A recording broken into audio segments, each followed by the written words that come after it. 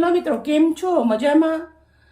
આજે કંઈક નવું તમારા માટે લઈને આવી છું. સરસ મજાની એકદમ સેન્ડવિચ લારી ઉપર થેલા ઉપર મળે એવી સરસ મજાની.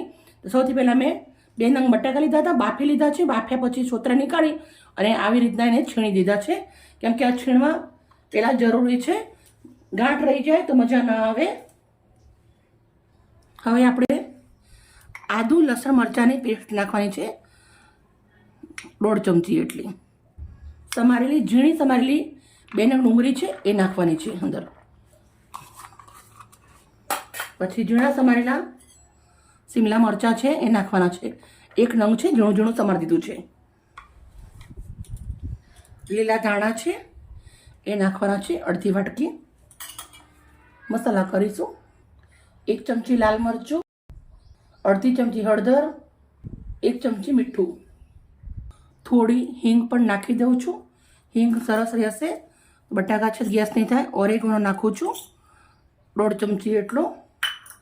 ચીલી ફ્લેક્સ નાખું છું 1.5 ચમચી. હાથથી મસાલાને સરસ મિક્સ કરી દેવાનો છે.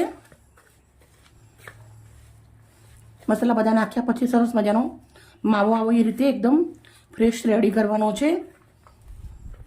મેં બ્રેડ જે આવે કટિંગ કરેલી એ લીધી છે. તમારા જોડે કટિંગ કરેલી ના હોય તો તમે સાઈડનો જે કોફી કલરનો ભાગ આવે એ કાપીને કાઢી દેવાનો. તો આપણો મસાલો સરસ મજાનો આવી રીતે હું રેડી કરી દઉં છું. મસાલો સરસ મજાનો રેડી કરી દીધો છે. હવે આવી રીતના જે બ્રેડ કટિંગ કરેલી છે એ લઉં છું.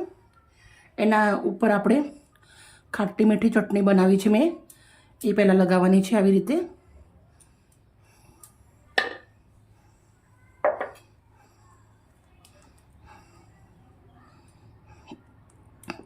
આ ચટણી ગ્રીન છે પણ તીખી નથી. લીલા ધાણા બાણા નાખીને મસ્ત મજાની ચટણી બનાવેલી છે.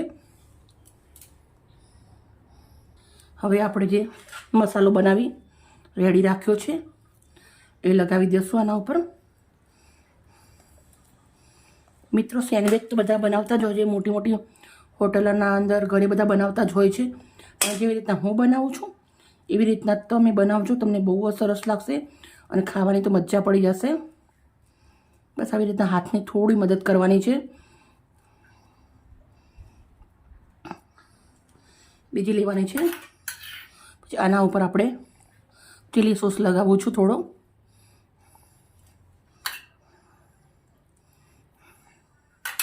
પછી એને આવી રીતે રેડી કરી દેવાની છે. તો હવે આપણી આ સેન્ડવિચ રેડી છે. પણ કેવી રીતે શેકવી છે પૂરો વિડીયો શેર કરું છું. સેન્ડવિચ બધી ભરી અને રેડી કરી દીધી છે મેં. હવે આપણે એક તવો લઈ લીધો છે. મારા પણ આવી રીતના ડિઝાઇનવાળો તવો છે લીધો છે. તમે સાદો તવો હોય તો બી લઈ શકો છો. હવે આપણે સેન્ડવિચના ઉપર જુઓ, તમે બટર બી લગાવી શકો છો, પણ હું તેલ જ લગાવું છું. બંને બાજુ આવી રીતે થોડું થોડું તેલ લગાવી દઉં છું. આપણે હવે આને મસ્ત શેકી લેવાના છે.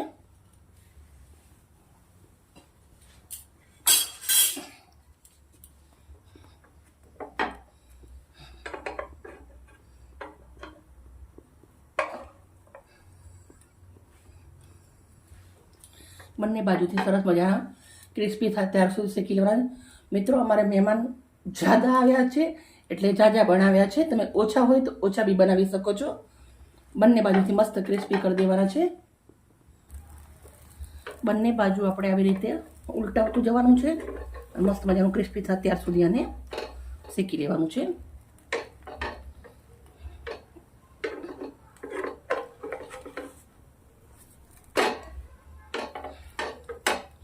તમે જોઈ શકો છો આવી રીતના તવો હોય તો સરસ ડિઝાઇન પડી જાય, અને આવી રીતના તવો ના હોય તો તમે એમને બી બનાવી શકો છો. હવે આપણી સેન્ડવિચ સરસ મજાની રેડી થઈ ગઈ છે.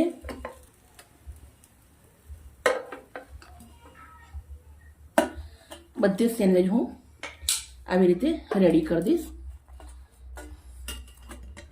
બહુ સરસ મજાની રેડી થઈ ગઈ છે. તો હવે આપણે આને બધી જ હું આવી રીતે રેડી કરી દઈશ. પછી મસ્ત ચટણી જોડે અને કટ કરીને સર્વ કરશું.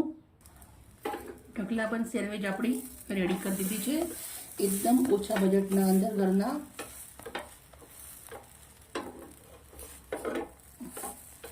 બધી સેન્ડવિચ આપણી રેડી થઈ ગઈ છે. ગેસને બંધ કરી દઉં છું અને આપણે હવે સર્વ કરશું.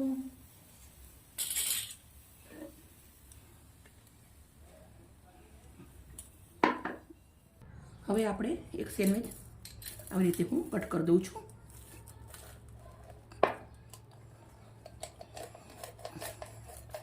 મેં એકદમ ક્રિસ્પી બનાવી છે.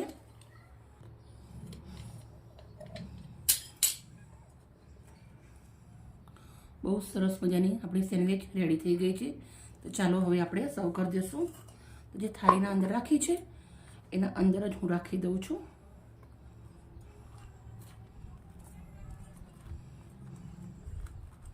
સાથે આપણે થોડું એવો ટામેટા સોસ અને થોડી એવી આપણી ગ્રીન ચટણી.